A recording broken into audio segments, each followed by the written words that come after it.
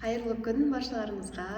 Мынау менің қолымда кілт, дәл осы үйдің кілті. Алланың қалауымен бүгін Алматы қаласынан екінші үйімізді алып отырмыз. Сондықтан құттықтап қойсаңыз, сізге де Алла қаласа жұғысты болсын.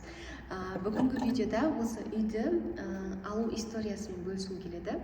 Жалпы енді әр қазағым үйлі болсын, әр адамның өзінің үйінің баспанасы болған жақсы ғой былай айтқан кезде. Сондықтан бірақ сол баспананы болу үшін, баспаналарға жету үшін қандай әрекеттер жасау керек?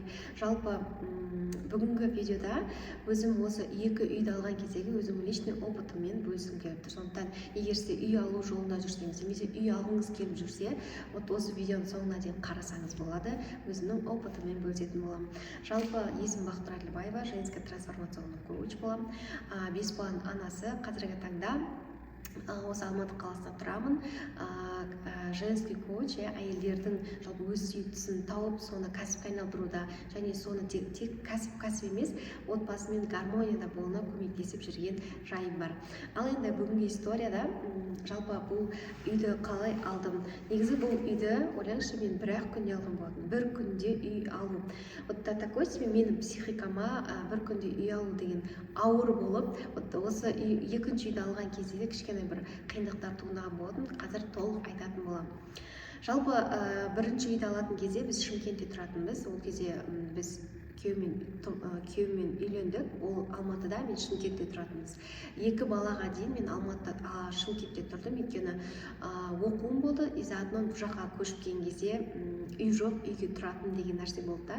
Солай мен Шымкентте тұрып, осы Алматыдан үй алу үшін Алматының райондарын әйтеуір үйлерді қарап отыратын едім. Даже алмасам да миыма уже мен үй алам деген, үй алғым келеді деген сигнал жіберген болатын. Енді суть олда емес, жалпы Алматыға көшіп келдік. Содан кейін бұл жақта абысыным үйі болатын. Сол жақта біраз тұрдық. Одан кейін, соответственно, біз неге шықтық, квартираға шықтық. 45 мың теңге біз үшін кәдімгідей өте қымбат болатын. Өйткені Алматыға жаңадан келгенбіз, үйрене алмаймыз. Бұл жақта кішкене қымбатшылық деген секілді. Солай 3 деген жер бар Алматыда. Солай Алматыда квартираға тұрдық. Сол квартираға тұрған кезде біз үшін квартираның ақшасын төлеу қиын болатын кәдімгідей. Бірақ та мен аяғым ауыр болды. Аяғым ауыр кезде маған ең бір квартира алудың бір сезімін салған ол Бақтияр апай болатын. Мен балам сайттен келеді, андай аяқ жүретін машина бар ғой, вот сол машинаға жүрген, коридорда жүрді, общага сияқты квартира болатын.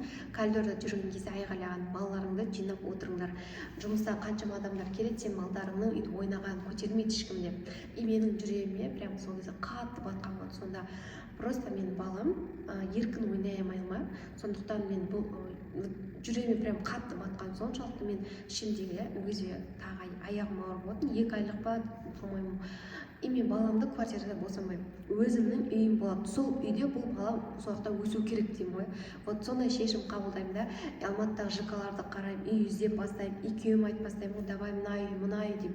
Вот бір күні кәдімгідей қатты бір сөзге келіп қалдық: Бақтың, не үшін көріп жатсың? Бізде даже 500 мың теңге ақша жоқ қой, үйді алатын. Қалай сен ояқты көресің? Ақшаң болған кезде барып сатып алмаймыз ба деген секілді ше.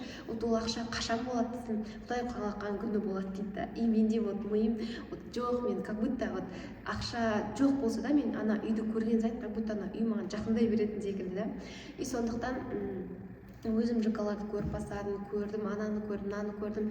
Күйеуіме айтамын ғой: давай, все, мен бұл үйді бұлай жүріп квартира босамаймын, давай үй аламыз деп әйтеуір өйтіп көндіріп ауылға майда балалардың бәрін апарып тастаймыз.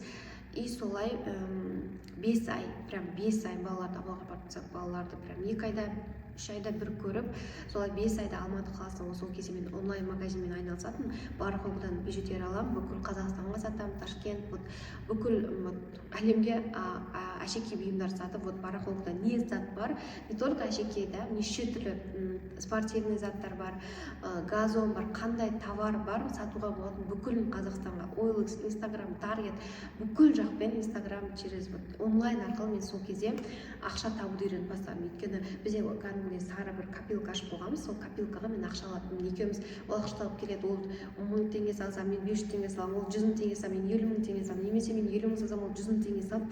Екі жақтап солай 5 айда 7 миллион теңге ақша жинап, Алланың қалауымен ең алғашқы үйімізді алған болатынбыз. Бірақ сол үйді алатын кезде де қанша банктерге барды, осындай бір үй алып беремін деген адамдарға барып, 150 мың теңгемізді сол кезде жегізіп алған кезіміз бар.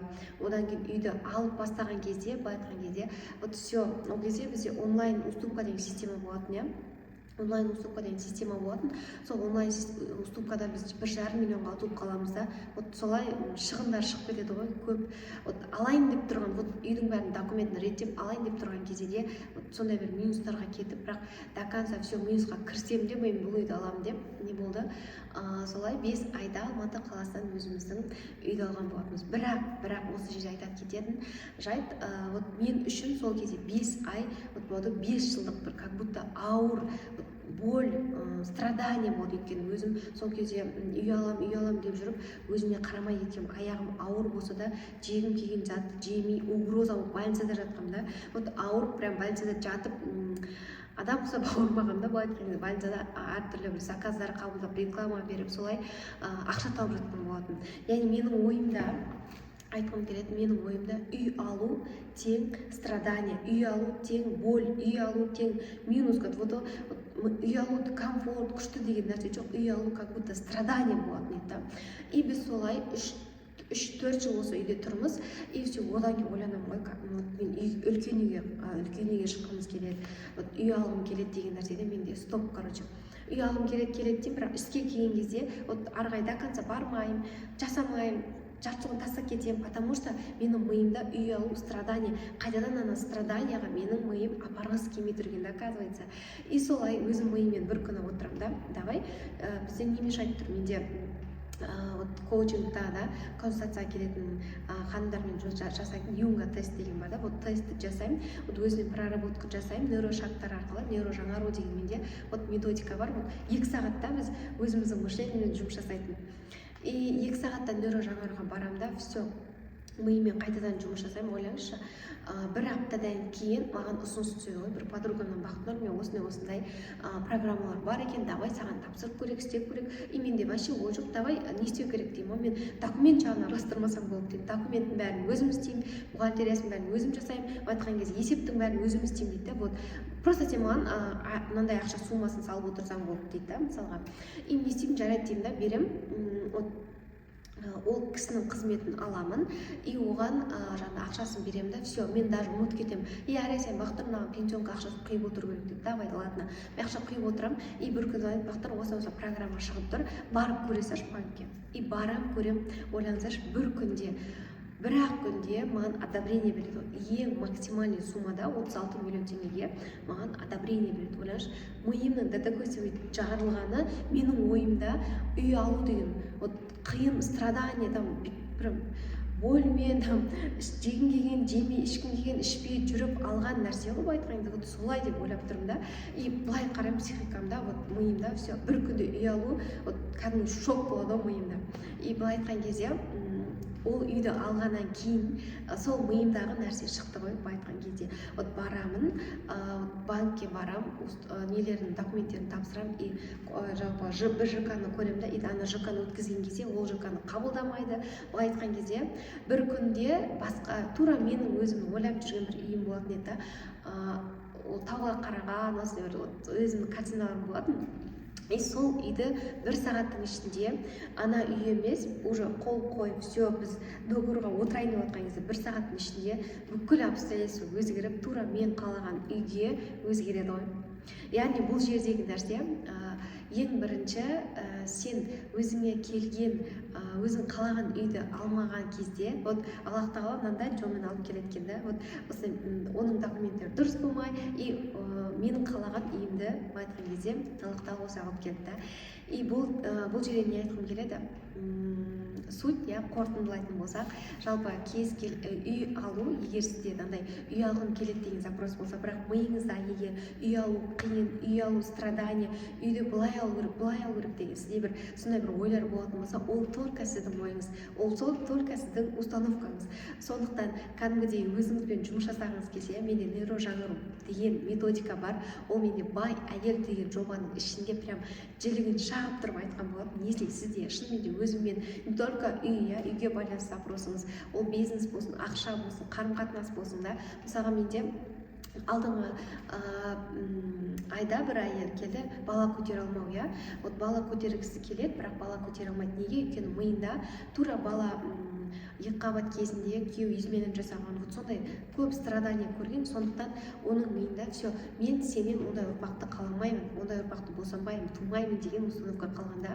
Сондықтан ол кісі нейрожаңару арқылы өзімен жұмыс жасап, ойлаңызшы, қазіргі уақытта уже женский болады, гормондары женский, циклдары реттеліп, Алланың қалауымен қазір оң нәтиже алып жатыр. Сондықтан айтқым келетіні, кез келген, если сізде қазір үй алғым келеді, бірақ үй алуда қазір қатты қиындықтар болып жатса, тек қана ол сіздің ойыңыз. Сол ойыңызды реттеу арқылы, ойыңызды реттеген кезде сіздің әрекетіңіз өзгереді. Әрекетіңіз өзгерген кезде мына жақта сіздің алатын нәтижеңіз өзгереді. Сондықтан, если сізде үй алғым келеді, кәсібімді реттегім келеді деген осы запростарыңыз болса, бай әйел жобамда өзіңізбен жұмыс жасау, өзіңізге сұрақтар қою арқылы қалай біз қалаған нәтижемізге, біз қалаған өмірге жетуге болады, немесе біз қалаған затымызды алуға болады, пошаговый инструкциясын салып қойдым. Если сізге де осылай Алматыдан өзіңіздің үйіңізді алғыңыз келіп, қалаған затыңызға қол жеткіңіз келсе, мен сізге осы бай әйел жобасына қосылуға кеңес беремін. Енді оны алу үшін төменде менде ссылкалар бар, Telegram каналда өтесіз және просто күнделікті айтылған практикаларды жасасаңыз жеткілікті. Сондықтан все, әрбіріңізге осындай үйді бұйыртсын. Айтқан әрбір инсайт алған болсаңыз, міндетті түрде астына белгілеп кетіңіз, стористарыңызға белгілеп кетсеңіз болады. Сондықтан мені құттықтап қойсаңыздар болады. Сізге де осындай үй құдай қаласа жұғысты болсын. Все, давайте келесі кездескенше.